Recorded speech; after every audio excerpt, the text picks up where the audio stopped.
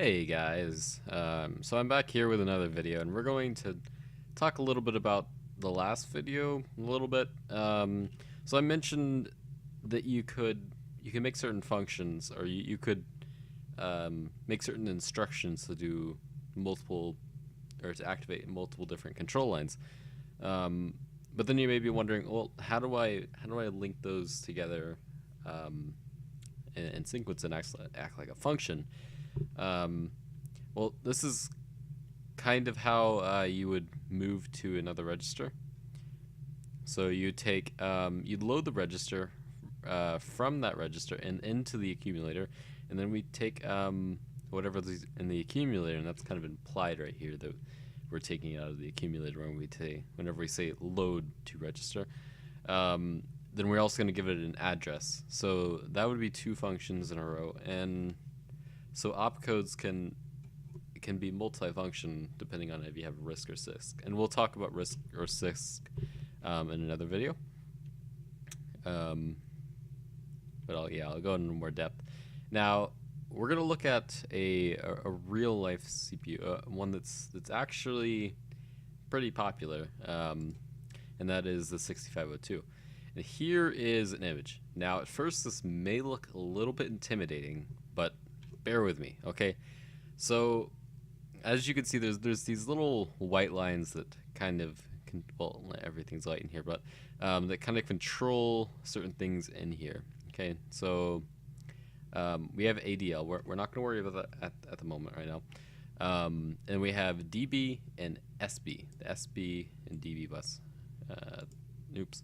Yeah, we have the SB and the DB bus. So DB is going to go into the B register, and SB is usually going to go into the A register, and you can switch back and forth. But as you notice, there's only an inverter on this one, so therefore you'd have to switch it over to the other bus to actually get an inversion, which is all that's okay. You can go ahead and do that, but yeah, well, we're going to focus a little bit more on bus configuration, which I'm going to show you right now. So this is the simplest model that I could find. So this is bus configuration over 3 buses, okay? And then we have these certain things right here. So we have our memory, which would probably be our RAM. We have the CPU, the actual CPU, and we have input output. So from all of this, we could do a lot of stuff. There could be a lot of stuff that could be done with just these 3 buses and these 3 outputs and inputs. So let's take a look at what's going on here. So the control bus will usually be what's controlling like the memory, the CPU, telling it what to do, like what it needs to do. The input output, that's more if you have something else that's outside of the system, then you can set control buses or set a control to that. So in our opcodes we have multiple control lines, but yeah, we're not going to worry about that right now. What we're really interested in is the address and the data bus, because we haven't really spoke much about the address and the data bus, but we're going to talk about that. So the data bus is usually your main data. It's what you're actually sending to the system.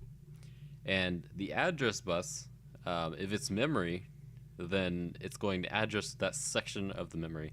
Or if it's the input output, so you have another type of memory device out there, it's going to address to that, tell it what it's requesting.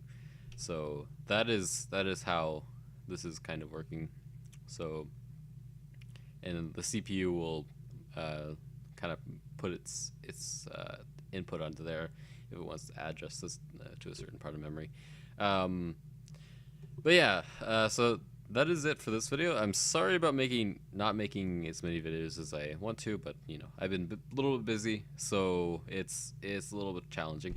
But I want to know, because I was thinking about starting a Python tutorial series. If you want to see that, go ahead and put that in the comment section below, and I will definitely read that. And I will start a Python tutorial series for a lot of you that want it. So go ahead and like this video if you like it. Go ahead and subscribe if you want to see more. I make videos like this. Well, I've been trying to make videos like this just about every day. So go ahead and subscribe, and I will see you later.